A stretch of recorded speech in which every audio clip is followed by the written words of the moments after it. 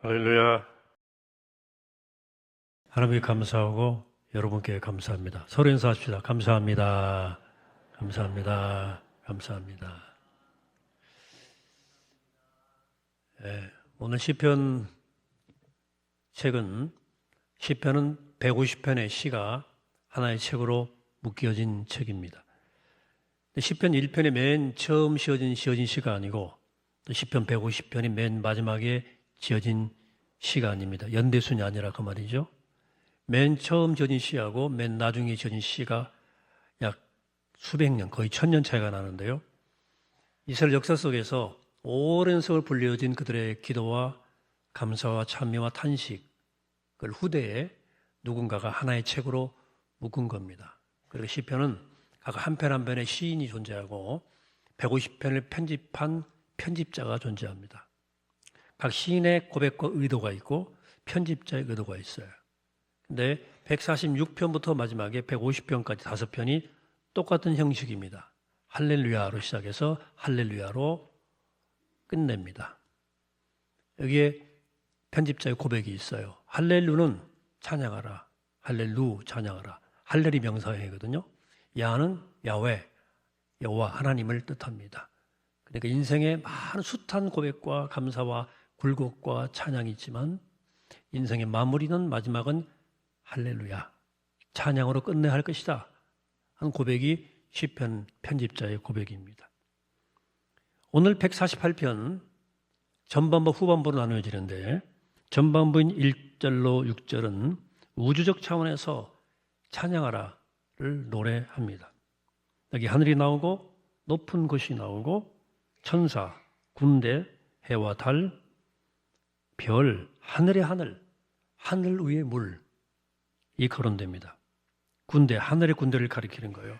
하늘의 하늘은 눈에 보이는 하늘보다 더 높은 차원의 하늘, 우주를 가리키는 것이기도 하죠. 하늘 위에 물이라고 하는 표현도 재미있어요. 고대인들은 하늘 너머에도 물이 있다고 생각을 했죠. 그래서 창세기에도 궁창이 나와서 궁창 위의 물과 아래 물로 나뉘어진다고 하는 설명이 나오죠.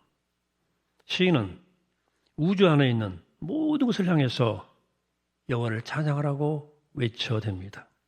만물이 찬양하자는 거죠.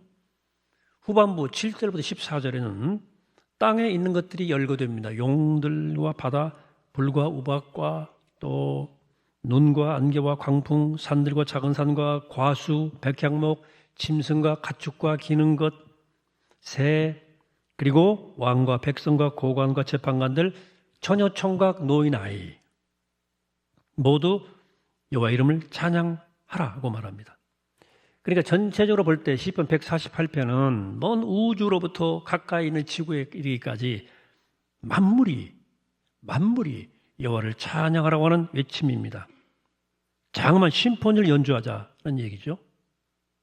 근데 이 하나님을 찬양하라는 이 시편을 너무 낭만적으로만 읽으시면 조금 곤란하고요.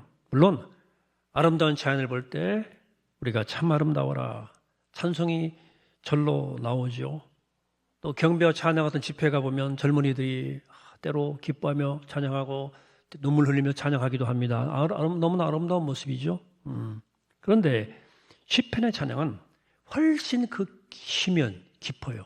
깊이가 깊다고요. 왜냐하면 대부분의 시인의 시편의 찬양은 험난하고 굴곡진 역사를 살아온 사람들의 신앙 고백이에요. 찬양할 수 없는 상황에 떨어진 사람들의 고백과 외침과 절규 가득한 책이 시편이에요.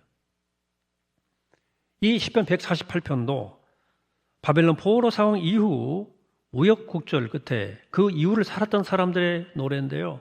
바벨론 포로가 참 힘들었거든요. 어떻게든 끝났는데 다윗 왕조의 재건도 또 예루살렘 성전 전통 회복도 요원했어요. 각자 개인도 어려웠어요. 이런 현실적인 어려움 가운데서도 오늘 시인은 패배주의나 냉소주의에 떨어지지 않고 만물의 찬양을 외칩니다. 보는 사람에 따라서는 이 현실 도피하냐, 현실이 어려우니까 저 하늘만 바라본다 이렇게 생각할 수도 있을 거예요. 비유하자면 지금 부부 사이가 심각해서 이혼하느니 마느니 이렇게 하는 마당에 혹은 구조 조정으로 회사를 그만둬야 할 상황에서 한 사람이 할렐루야 여호와를 찬양하라 이렇게 외치니까 그렇게 생각할 수도 있을 거예요. 그런데 이 시편 148편은 그냥 무턱대고 찬양하라고 다그치는 것은 아니에요. 찬양하라고 하는 근거가 실제적 근거가 나와요. 5절입니다. 그것들이 여호와의 이름을 찬양하면 그가 명령하심으로 지음을 받았음이로다. 그가 그것들을 영원히 세우시고 패하지 못할 명령을 정하셨도다. 이렇게 말합니다. 여호와께서 명령하심으로 만물이 지음을 받았다. 만물이 존재한다. 이 사실로 여호와를 찬양해야 할 근거를 제시합니다. 여러분, 하늘과 해와 달과 별 그리고 산과 바다가 그렇게 존재한다는 사실이 때로 얼마나 놀랍고 신비로운지 우리 가끔 경험해서 알 거예요. 수일이는 멀리 가지 않아도 북한산이 보이고 또 교회 마당에서도 인수봉이 보여서 하나님의 창조의 신비를 느끼기 좋은 동네에 우리 살고 있어요. 저도 저들로 찬양 나올 때가 있어요. 산을 보면서. 현대인들은 여러 가지 일에 마음을 빼앗겨서 하늘에 별이나 구름이나 달이나 안개나 혹은 서리를 볼 여유가 없어졌어요. 소위 나르시시즘, 자격이 지나치게 집착하니까 주변 세계가 눈에 안 들어오는 거죠. 그렇다고 제가 지금 여러분들에게 자연에 대한 감수성을 좀 기르자 하는 말씀 드리는 게 아니에요. 시편 기자도 우주와 자연 자체를 찬양하라고 한 적이 없습니다. 자연을 숭배하라는 말이 아니에요. 이스라엘 신앙에는 자연 숭배를 찾아볼 수가 없어요. 자연 숭배는 고대 근동 지방의 자연주의 종교의 밑바탕이었습니다. 그래 그들은 해를 섬겼고 달을 섬기고 별을 섬겼어요. 그리고 그것을 두려워했습니다. 시편 기자는 오히려 해와 달과 별을 향해서 너 하나님을 찬양하라고 외치는 거예요. 실제로 해와 달과 별이 여호와를 찬양할 수는 없지요. 이런 표현은 해와 달과 별까지도 하나님의 창조의 능력과 신비를 환히 드러내고 있다는 사실을 말하고자 하는 거예요. 여러분, 이제 하나님의 창조의 능력과 신비의 가장 큰 특징은 하나님의 선하심, 하나님의 자비로우심, 하나님의 인자하심이에요. 그 여호와의 그 선하심과 인자하심을 계속 찬양하잖아요. 하나님 여호와의 인자하심이 우주와 자연의 동력이라고 시편은 계속 고백해요. 그래서 영적으로 민감한 예민한 사람은 우주와 자연에서 여호와의 선하심을 하나님의 신비를 절감하고 하나님을 찬양하는 거예요.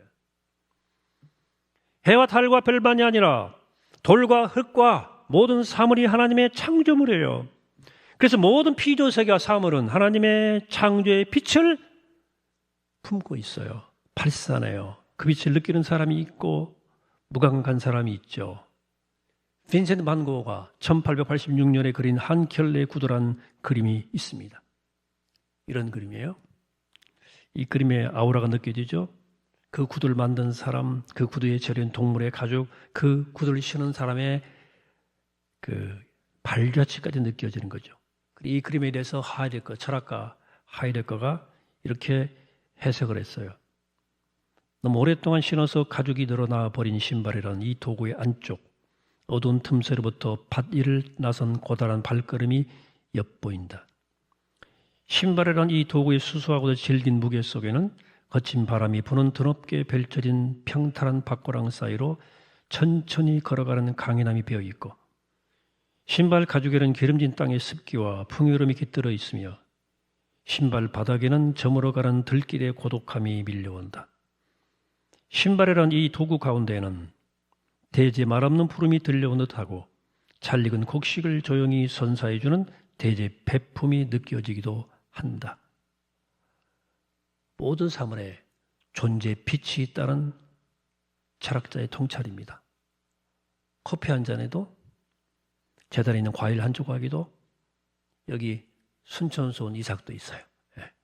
한 자락에도 존재의 빛이 있다고요. 존재의 빛이.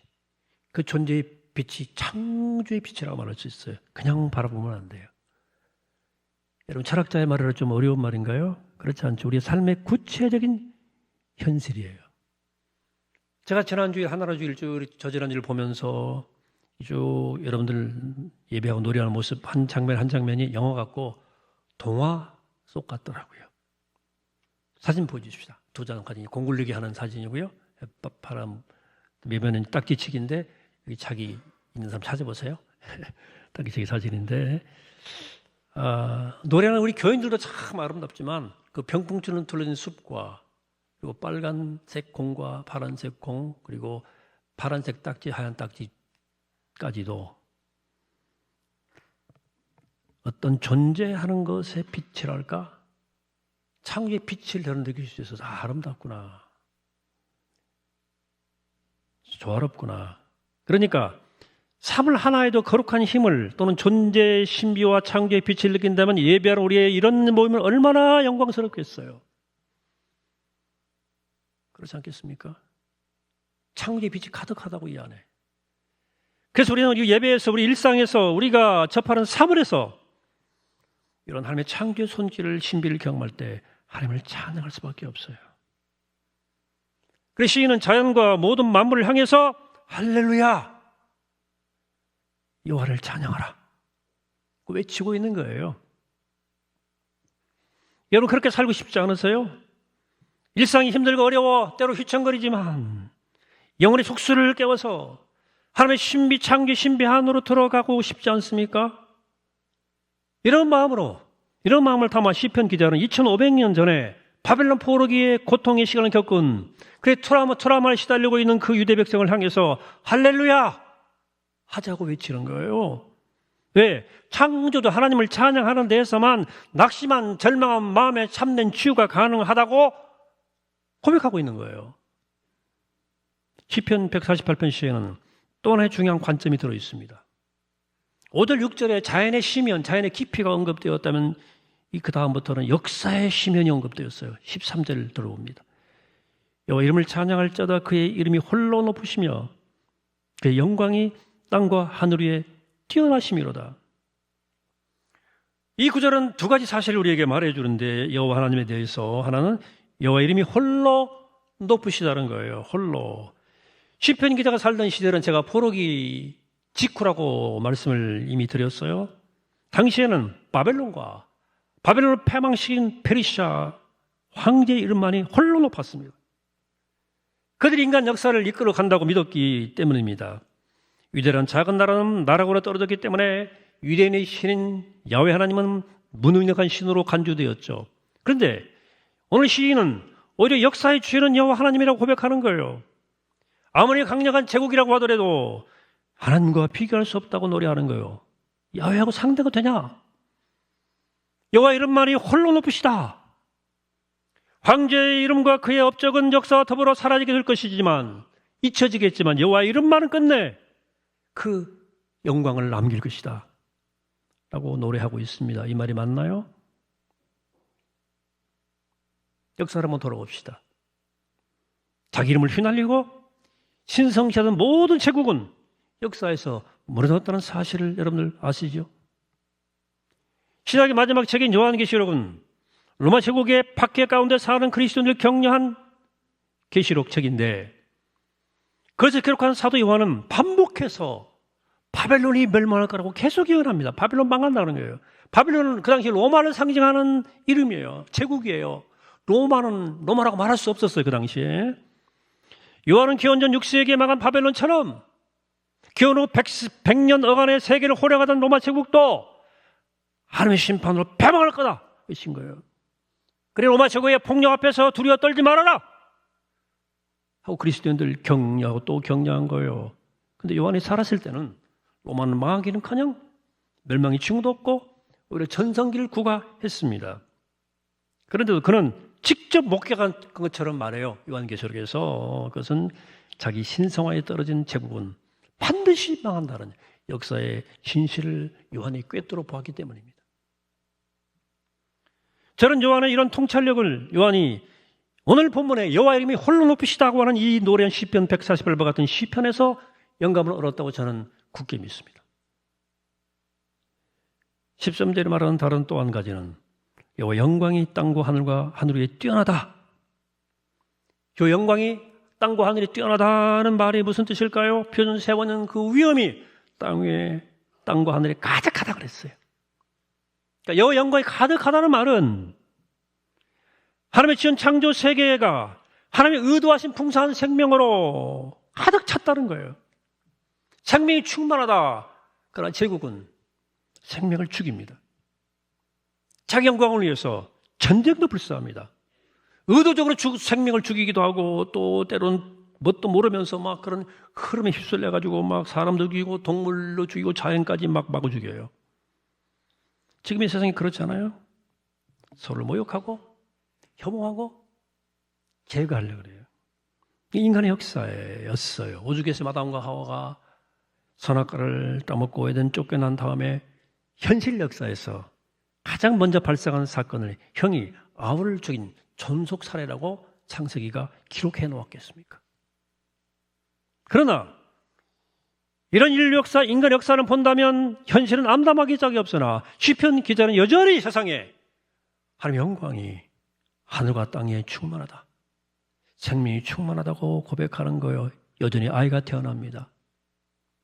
여전히 쌀과 밀이 생산되고 여전히 과일 나무가 열매를 맺습니다. 여기도 우리 다 갖다 놨어요. 공주는 새가 날고 강과 바다에 고기가 살아요. 참담한 상황 가운데서도 사람들은 서로 사랑하고 서로 돕고 연대하고 서로를 위해 희생합니다. 생명이 살아있다는 증거 아닙니까? 하나님의 생명이 살아있다는 증거예요.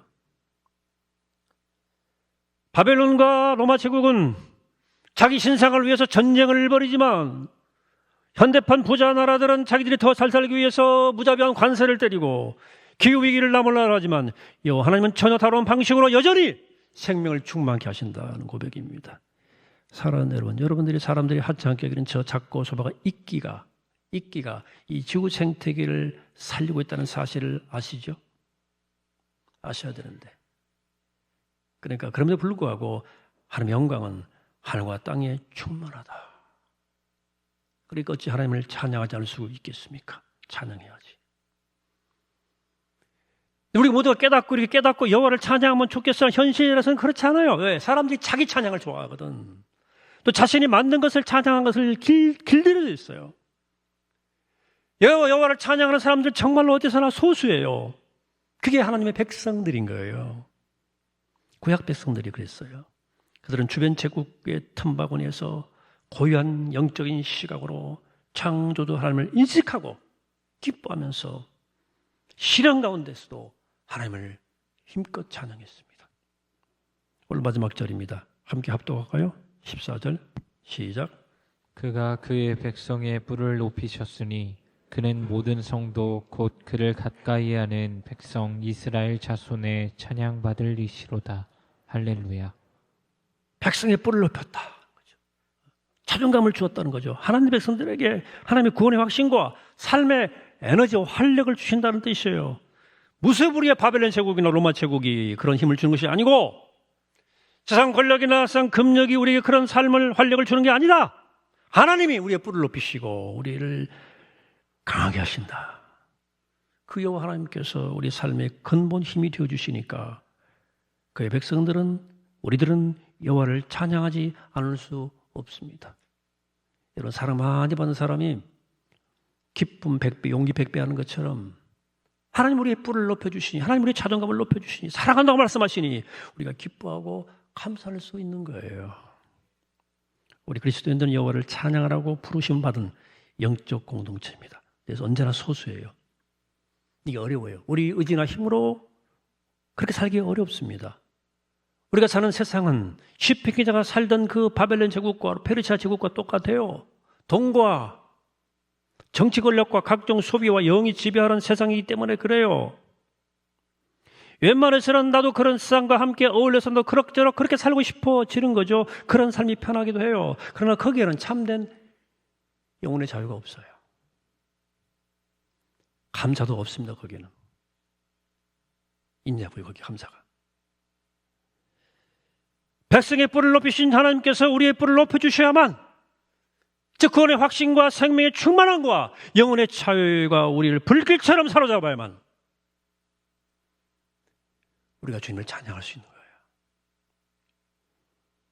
설교서두에 시편 148편은 여호와를 찬양하라는 뜻의 히브리어 할렐루야로 시작해서 할렐루야로 끝난다고 말씀을 드렸죠. 그 중간에 148 변주처럼 할렐루야가 반복돼요. 어미 변형을 통해서 계속 할렐루야 반복돼요. 찬양하라. 이 말은 매일 할렐루야라는 말을 입에 달고 살라는 뜻은 아니죠. 물론 그런 그리스도인들이 있기는 하더라고요. 전화들 받을 때도 할렐루야 받아요. 목소리도 거룩하게. 삶도 그렇게 거룩했으면 좋겠어요. 삶은 욕심이 가득 찬 사람도. 다 봤어요. 오늘 시인은 우리에게 일상의 삶이 할렐루야 해야 된다는 거예요. 삶 자체가 신비이고 삶이 얼마나 감사한지 알라는 거예요. 존재하는 모든 것 속에 존재의 빛이 있고 생명의 빛이, 창조의 빛이 있다는 거예요. 하나님을 찬양하라는 거예요. 때로 인생이 힘들어서 흔들 때가 오죠. 다시 중심을 잡고 가던 길을 우리는 가면 돼요. 감사절 지키면서 다시 중심 잡는 거예요. 이럴 때 옆에 믿음의 동반자가 있으면 큰 힘이 되죠. 그런 믿음의 공동체, 도반 공동체가 바로 교회예요. 교회는 그래서 할렐루야 공동체입니다. 오늘 추수감사주일입니다. 우리 교회가 할렐루야로 깨어난 할렐루야 공동체가 되기를 축복합니다. 할렐루야 신앙 안으로 이 시편 시인의 고백 안으로 더 깊이 들어가게 되기를 원합니다. 정말 주님께 감사하는 마음, 찬양하는 마음이 가득 차서 만물과 함께 만물을 주의하면서 주님께 찬양하게 되기를 바랍니다. 내가 먼저 찬양하고 온 만물을 향해서 온 세상을 향해서 우리 이웃들을 향해서 하나님을 찬양하라고 선포하는 할렐루야 공동체가 되기를 바랍니다.